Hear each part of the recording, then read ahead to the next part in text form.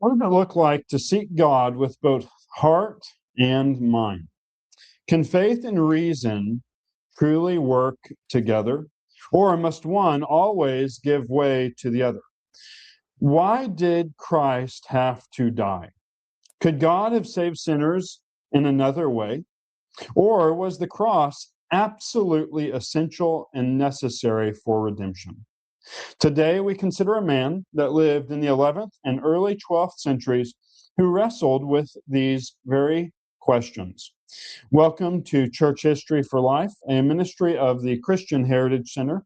My name is Kyle Kirby. I'm the founder of the CHC and the pastor for preaching at Grace Fellowship Church in Southeast Illinois. I am joined today by my co-host, Tim Hopt, who serves as a CHC board member and pastor at First Baptist Church in Nixa, Missouri. Tim, how are you today, brother? I am swell. It's a That's lovely always good to hear. it's a lovely spring day, and which means that it's storming and rainy outside. So it's a good day. It's a good day to talk about medieval theologians. That's right. As you said in an earlier episode, let's get medieval. I'm telling you, that needs to be a t-shirt. I'll see what I can do. That's right. In every episode, we consider the lives of historic Christian figures by asking three questions. Who was this person? What are they known for? And how can we learn from them today? Our aim is to connect the past with the present and to make church history both accessible and edifying for the modern believer.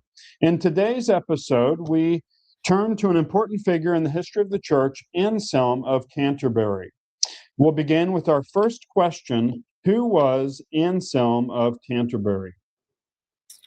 So I think in order to set the stage for Anselm's life, we need to pick up on two trends that are happening in the church life. As we look at the early medieval age, so you can broadly divide the medieval age into two 500-year sections. Early medieval would be roughly 500 to 1,000, and late medieval would be roughly 1,000 to 1,500.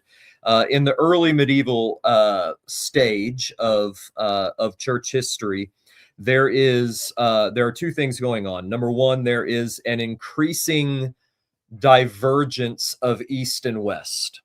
It didn't begin in 500. Obviously, as we journeyed through the 4th century and the 5th century, we saw lots of battles between East and West. But it almost made the Great Schism of 1054 inevitable.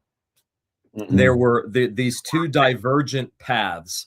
So the East, which became, after the fall of the Roman Empire. Remember, Rome in the time of Constantine had basically divided into two halves. There was a western half and an eastern half. Constantine himself had moved his capital from Rome to Constantinople, he created a city called it after himself, Constantinople. The eastern and the western halves of the Roman Empire increasingly just isolated from themselves, and the eastern half became known as the Byzantine Empire. And the Byzantine Empire and the Byzantine Church are the foundation of what we would know today as the Orthodox Church. So the Greek Orthodox, and then up into the Slavic countries, the Russian Orthodox Church. These are they go through the iconoclast controversy that we saw with John of Damascus. They had differences of opinion, and Anselm is going to come into play here. Differences over whether the Spirit proceeds from the Father and the Son, or from the Father only. Differences in styles of worship. Differences over the use of iconography. I mean, just they're just increasingly divergent. And when Anselm is 21 years old, the Pope, the Bishop of Rome, excommunicates the Patriarch of Constantinople, and the Patriarch of Constantinople excommunicates the Bishop of Rome, and the two churches formally excommunicated one another in what is known as the Great Schism, and that schism has never been healed. And you can see it today. There's just a vast difference theologically and aesthetically between the Western church tradition, both Catholic and Protestant, and the Eastern church tradition. So that's one trend that I think we find ourselves in the West, and so we are leaving behind in our survey of church history. We are leaving behind the East. There were a few reform movements in the East. The Orthodox Church, there were a couple of times where it seemed like a reformation, like what happened in the Western Church, might occur in the East, but it didn't win the day. It was not a successful reformation.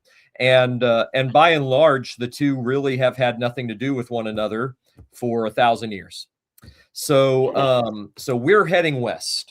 So that's number one. The second is that in the West, in the aftermath of the Roman Empire, there were these Gothic, then Norse, all of these broadly Germanic, Northern Germanic, Western German, these Germanic tribes begin to establish themselves in what would become known as Europe and into the British Isles. And they went to war with one another, but over the centuries, these kingdoms begin to formulate to where you have a Norman kingdom, a kingdom of Normandy, a kingdom of Burgundy, these various Germanic kingdoms. And one king in particular, by the name of Charlemagne, rises to the top. And there is amongst these kingdoms, which that would at various times go to war with one another, but there is a broad consensus of Western Christendom.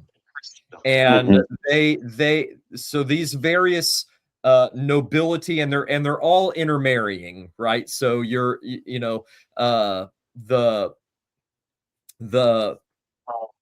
Norman kings of the Tudors, that's where I was trying to get, are historically French, so they're coming from different places, and so there's less ethnic, and there's distinctions, and there's more of this sort of broad consensus of Western Christendom that would find its pinnacle in what was known as the Holy Roman Empire and the Holy Roman Emperor. So as the early medieval ages continue, there becomes this fight between we would call it today the church and the state. They would call it the church and the king, right? So the church is unified by more or less, right? That's the Catholic Church, the Western Church, but these kingdoms are anything but unified, and so the church becomes the unifying glue for these various European kingdoms. And within each king's domain, the church possessed massive lands on which sat massive monasteries, and the people who lived on these lands, they would comprise the army, the standing military for the various kings who would call upon them at times to go to war. And so the question was, who's really in charge? Is it the church, or is it the king or the noble over his particular domain? And this gave rise to what became known as the investiture controversy, wherein the kings claimed for themselves the right to appoint bishops and priests within their own domain who would be loyal to them and would tell their people to, to pay their taxes, would tell their people to go to war when they called upon them, would tell their people to serve and obey their king, or is it the church through its supposed apostolic succession that has the right to invest authority in these various church positions? Anselm is going to be right in the middle of this controversy as it affects what would become known as England. So those are two trends. We're heading west and saying goodbye to the east. And secondly, we are in this medieval serfdom kind of society of a multiplicity of kingdoms, and the church is kind of the underlying fabric holding all of Western civilization together.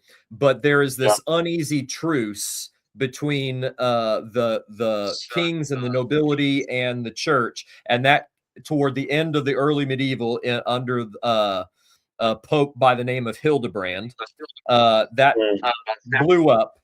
Hildebrand ended up excommunicating the Holy Roman Emperor.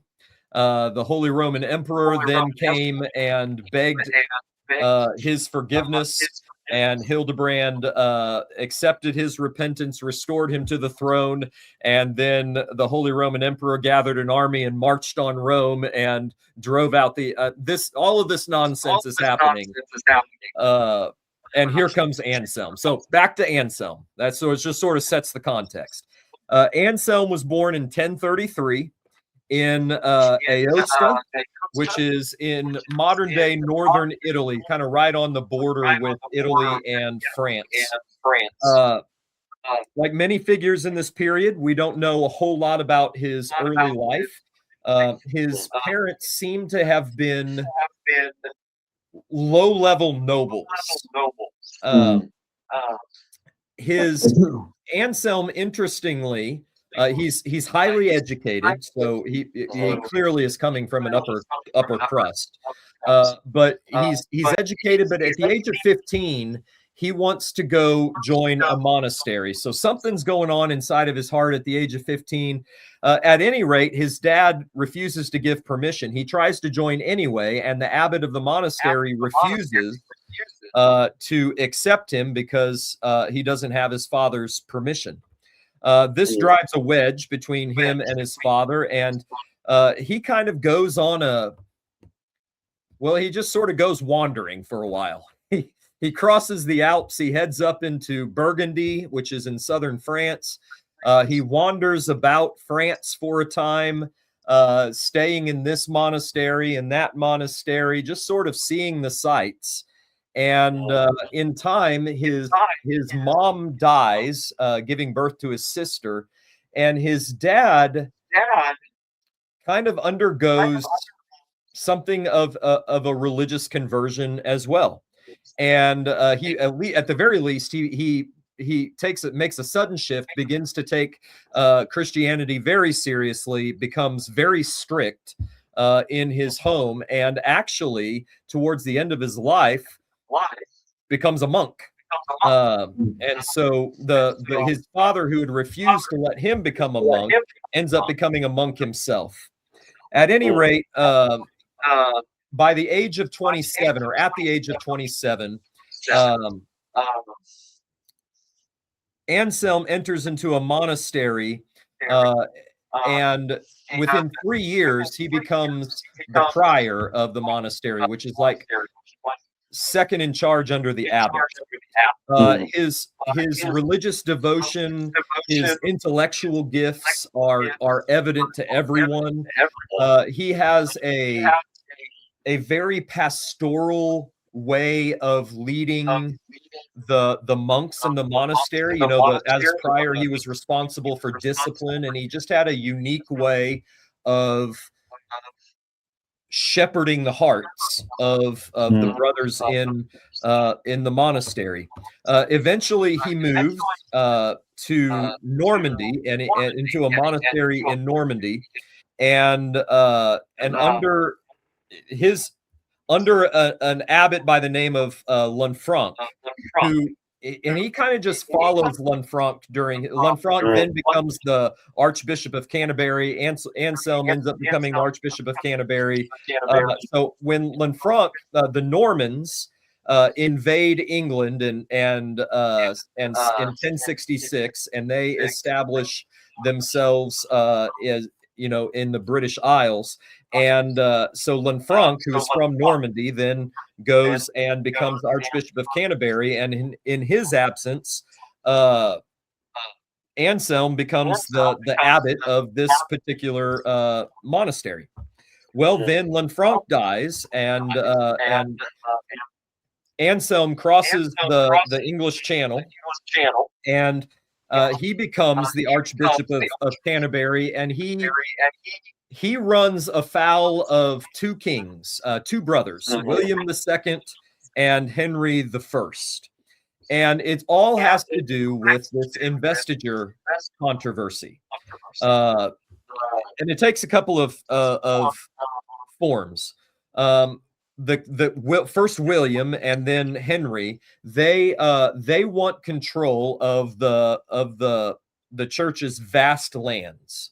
They want control of the taxes that could come from those lands. They want to appoint bishops and priests throughout the churches who are loyal to their rule. And Anselm is not loyal to William. He is loyal to the church. And so they are constantly at odds. Anselm twice is sent into exile, once by William and once by Henry. He outlives William. William dies, and Henry comes to power, and Anselm is recalled, because everywhere Anselm goes, he's quite popular. His giftedness and his genuine piety and devotion stand out from sort of the medieval caricatures of the priests with concubines, and they're involved in all manner of illicit sexual relationships, and they're greedy for money. Anselm resists all of those stereotypes, and he's just a gifted, apparently godly figure leading the Western Church in the British Isles. So he comes back, but then he again runs afoul of Henry, and is then exiled again. Kyle, I know that you'll talk about this, but it's during his exiles that he makes the most of that time. He becomes a prolific writer. It's during his exiles that he writes his most famous work, Why God Became Man, Cur Deus Homo. He writes during his second exile at the request of the Pope. And that was another, by the way, issue of divide, in that when the Holy Roman Emperor had driven out the Pope, and then he set up who became known as the anti-Pope in his place. Anselm was steadfastly loyal to Hildebrand and to Hildebrand's successors, whom he saw as the legitimate bishops of Rome. William refused to take a side. So William just wanted to kind of play politics with this, and that drove Anselm nuts, and they couldn't agree on that either. Anselm wanted to travel to Rome and throw his support behind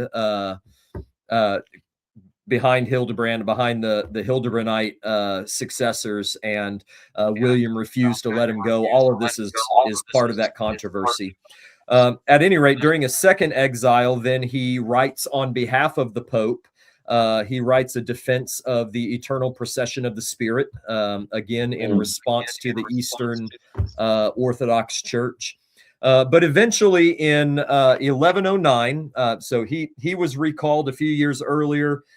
He dies at the age of 76 on April 21st in 1109. and he passed away in Canterbury, where he was still serving as Archbishop. And from all accounts, scandal, which has a way of becoming aware, of coming to light. His life from start to finish is free from scandal. Yeah. He appears to be devoted. He appears to be pious from beginning to end. So Nick Needham, in his book 2000 Years of Christ's Power, Volume 2, he says that Anselm was one of the greatest saints of the Western medieval church, a man of spotless life, of unflinching devotion to truth and righteousness, and of profound reverence and burning love for Christ. And Kyle, I could tell you, if someone said that about me at the end of my life, that would be a life well lived. Yeah, amen. And even, and I think it's heightened because of the context he was in. And so, like, the political upheaval and turmoil and conflict, you think about all the political agendas and the maliciousness behind a lot of those, and the greed and the covetousness. There were men at work, there were things at work, there were agendas at work where if they could slander a man, they would slander a man. And so it says something about Anselm's character, that he did live faithfully in that context, in the middle of all this political upheaval between these kings and kingdoms and so forth. So the second thing we ask in the podcast is, what is he known for? What is this historical figure known for? Anselm is remembered as one of the most important theologians of the medieval church. His legacy can be understood through several key areas. We can't list all of them, but his legacy is certainly intertwined with the rise of scholastic theology. Anselm is often called the first of the schoolmen. This title reflects his role in the early development of scholastic theology. He is well known for the phrase, "I believe in order that I may understand." This captures his conviction that faith and reason are not opposed to one another. Rather, reason serves faith by helping us think clearly and carefully about what we believe. So scholastic theology sought to do two things. First, it sought to reconcile Christian doctrine with reason. Secondly, it sought to arrange Christian doctrine in an orderly system. And both of these are clearly seen in Anselm's thought and his logic and his argumentation. So I think that, if I recall, the reason he's not formally recognized as a scholastic or schoolman is because he lived before the rise of universities. But we see the framework and the methodology and the thinking in Anselm in his works. So he's certainly a precursor to some of those who would be formally recognized, like Aquinas and so forth. So his legacy is intertwined with the rise of scholastic theology, but his legacy is also intertwined and marked by his ontological argument for the existence of God. Now, Tim and I were talking about this beforehand, and just because we recognize something that was part of a figure's legacy doesn't mean that we fully agree or we are commending it, but we are describing it, and we are describing what their legacy was and what it is known for. So that is true for Anselm's ontological argument of God's existence. His legacy is closely tied to his writings, especially Proslogion and Monologion. In these works, he presents a logical argument for the existence of God. He defines God, and this is a very, very short summary and definition of what he was saying here. He defines God as that than which nothing greater can be conceived. And he argues that such a being must exist not only in the mind, but in reality. Again, that is an incredibly concise summary. So while this argument has been widely and hotly debated, it remains one of the most influential philosophical contributions with regards to Anselm. So we think about that, and we'll see this in the next thing he's known for as well. But Anselm is thinking like a scholastic. He's trying to reconcile the existence of God with his mind, with his reason, with his thinking, and he's trying to do it in such a way that it doesn't contradict either one. So the next thing that he is known for, that his legacy is intertwined with, is the satisfaction theory of the atonement. This is probably one of the most prominent aspects of his legacy. So in Cur Deus Homo, or Why God Became Man, Anselm presents what is likely his most influential work in my thinking as I look at his life and legacy. In this writing, he asked the central question: why did Christ have to become a man and die? So the scholastics would ask all kinds of speculative questions with regards to Christian doctrine, and they wouldn't confine them to the plain letter that is given to us, in a sense. So they would also ask questions like, why couldn't he become a man to accomplish redemption, or an animal to accomplish redemption? Why was it necessary that he become a man and not an ant, we could say? They would ask all kinds of speculative questions. So he asked this central question: why did Christ have to become a man and die? Which is a fantastic question to ask. His answer unfolds very logically and reasonably. It unfolds as follows: human sin dishonors God. God's justice requires satisfaction. Humanity cannot provide that satisfaction. We are incapable of it. Therefore, Christ, as both God and man, provides what is necessary. That is his reasoning, essentially. This built on Augustine's theology, but marked a significant development beyond earlier views that emphasized Christ paying a ransom to Satan. This was the generally accepted view of the patristics era and the early church fathers. Anselm focuses on the justice of God and the necessity of satisfaction.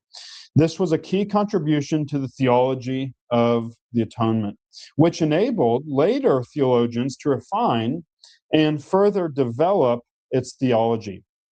It carries many of the key elements later expressed in what we would refer to as penal substitution, even if the language is different or not present in his argumentation. So his framework would later shape Reformed and evangelical understandings of this doctrine. They would build off of this. Luther and Calvin and Reformed confessional tradition built on Anselm's work. I personally find his reasoning very helpful and very persuasive in the way that he presents it. And this is primarily because he takes sin seriously as an offense against a holy God. He's clear and open about this because he upholds God's justice, showing that God cannot simply overlook or just disregard sin.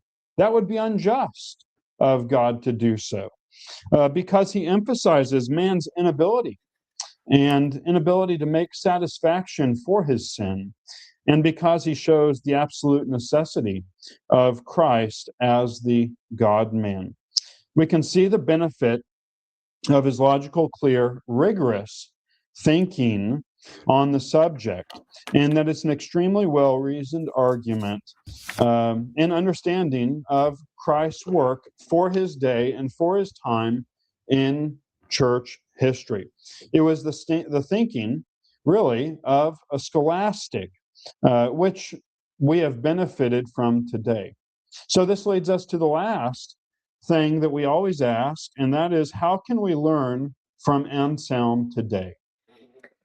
So I jotted down 5 ways that we can learn from Anselm. Number one, Anselm was a convinced Augustinian.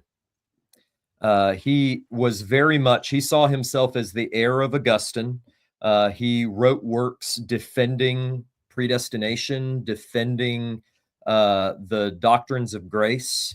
And I'm gonna say something that might sound a little shocking. And I'm saying this sort of Calvinist. shooting from the hip. So I'll have to give some more thought to this statement. But if the medieval church had stuck with Augustine, I think there would have only needed to have been a Reformation, not a new Protestant church. In other words, there are clearly problems with Augustine's theology, his sacramental theology, and there would have been a need for Reformation in sacramental theology, Reformation in certain areas of ecclesiology, but the core would not have become rotten. Yeah. So when the reformers themselves saw themselves as in line with Augustine and Anselm, they did not see themselves as departing from that Augustinian tradition. So just number one is even if you don't want to fly this flag, stay close to the Augustinian emphases upon the bondage of man in to sin, the freedom and sovereignty of God's grace, and the justification by faith alone in Christ. So and if you do that, you're within the pale of the church. So I think that we can learn the virtue of Augustinianism, and we can see that there were Augustinians between Augustine and Luther. And I think that's encouraging. Not everything in the medieval church was, your immoral, obese, vile bishops who are sitting on, treasure troves and, doing all manner of other, the stereotype, right? There are believers and in high positions with lots of influence. So that's number one. Number two is we can learn the necessity of having a right view of the direction of the atonement. That is, the church has always believed, as the Nicene Creed says, that for us men in our salvation, Jesus was incarnate by the Holy Spirit, by the Virgin Mary, and was made man. He was crucified for us under Pontius Pilate. He suffered and was buried. Like, the church has always believed that. That's just the Nicene Creed. But why did he die? And more than that, why did he, why is it that the blood of bulls and goats can never take away sin? And Anselm is providing the first systematic theology of the atonement. He's answering that question: why did God have to become man, and what does that mean about what he did at the cross? And he offered a fundamental correction. The prevailing view in the medieval church was that Christ's death had paid a ransom to Satan for the souls of men. And Anselm said, no, Christ's death paid or made a satisfaction not to Satan, but to God. It was God's honor that was at stake. It was God's righteousness that needed to be vindicated. It was God's glory, or God's righteousness that needed to be demonstrated, God's glory that needed to be vindicated. And so what is happening on the cross is a transaction between God the Son and God the Father. And that is incredibly influential. As you said, Kyle, our Reformed Protestant views of the atonement have their roots in Anselm, even though, as we were talking before we came on, it was not strictly penal substitution. It was and the Anselmic satisfaction view is not strictly penal substitution. At least it has the object of the atonement right. The object of the atonement is to satisfy the wrath of God, not to make some sort of payment to Satan. Third, we see the importance of philosophical theology, which is not for everyone. It's certainly not for me, but it is an important apologetic. So I might, if I'm sticking with my A theme here, Augustinianism, the atonement, and the importance of apologetics, which requires philosophical theology. So I just to kind of help, I thought this was helpful. Here is a 7-part summary of the ontological argument, the Anselmic ontological argument for the existence of God, right? So just bullet point it. Number 1, by definition, God is a being than which none greater can be imagined, right? So the greatest being that you can imagine is God. There is no being greater than God in your imagination, right? That's number 1. Number 2, a being that necessarily exists in reality is greater than a being that does not necessarily exist. It's greater to exist than not exist. It's greater to exist in reality than to exist merely as a notion in my mind. Number 3, therefore, by definition, if God exists as an idea in my mind, but does not necessarily exist in reality, then I can imagine something that would be greater than God. Number 4, but I cannot imagine something that is greater than God. I mean, how do you get greater than eternal, omniscient, omnipresent, and omnipotent, right? Yeah. You can't do better than omni. Therefore, number 5, if God exists in the mind as an idea, then God necessarily exists in reality, because to exist is better than to not exist. Number 6, God exists in my mind as an idea. Therefore, number 7, God necessarily exists in reality.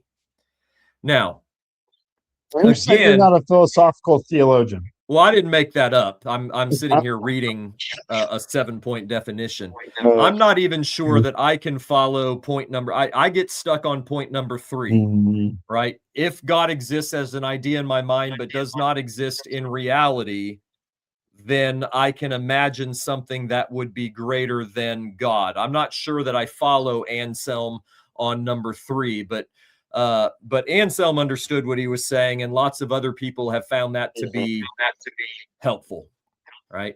And that is, after all, the point of apologetics, is to remove hurdles to faith. And I would suggest that the Anselmic ontological defense of the existence of God has helped remove hurdles for people throughout history to bring them to faith. So I think the benefit of apologetics, of having great thinkers employed in great thinking, is something to learn.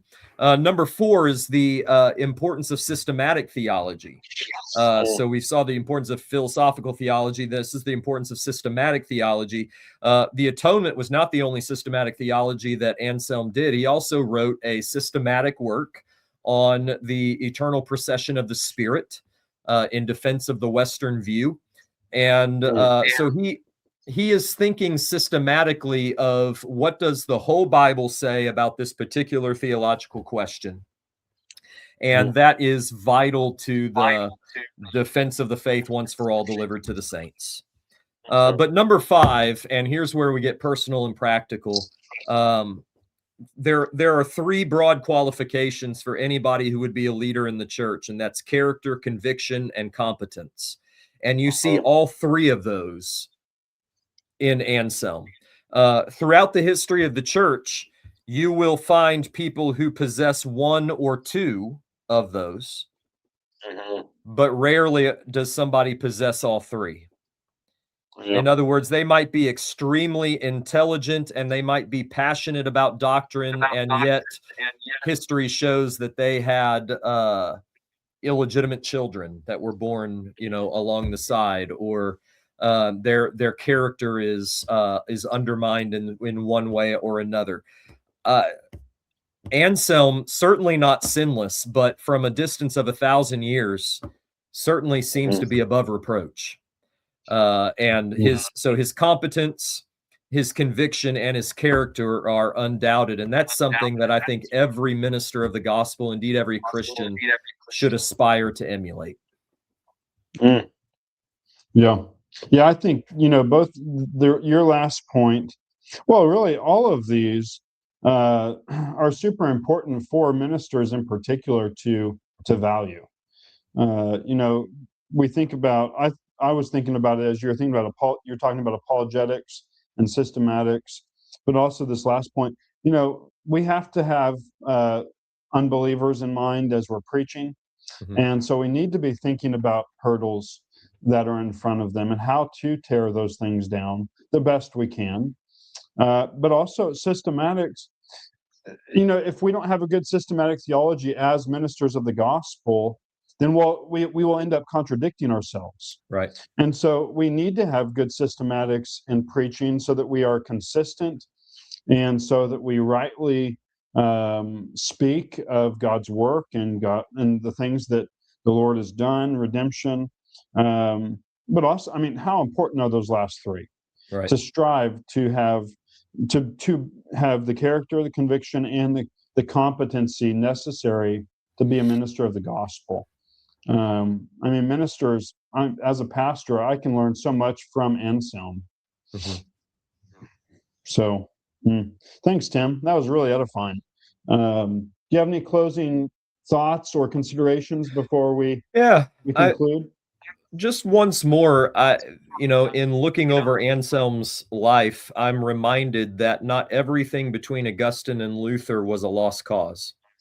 Yep. And I just think that can't be repeated often enough. I think for many of us, especially in the Reformed tradition, our church history is really only 1,000 years, the first 500 and the last 500. And there's a lot to learn in those intervening years. I think I continually am encouraged by that as we do these, because there's a clear lineage from Augustine, Anselm to the Reformation. And I think a lot of times people really they go back in church history and they're looking for Protestantism as it is now. Right. And we're not going to find that. But we're going to find the core. We can find the core elements. With Augustine, we can find a lot of the core elements with Anselm, and so many other figures. And so, I'm constantly encouraged by that fact of what you're saying there.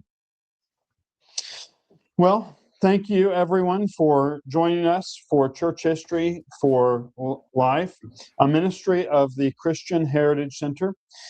We have an upcoming conference, June 13th, Saturday, June 13th, 2026. It is our first, our inaugural conference. It is called the Christian Heritage Conference, The Puritans, a Model for Godliness Today. If you would like to learn more about the conference or activities or find other resources similar to this one, then I would encourage you to go to christianheritagecenter.org. Again, that's christianheritagecenter.us.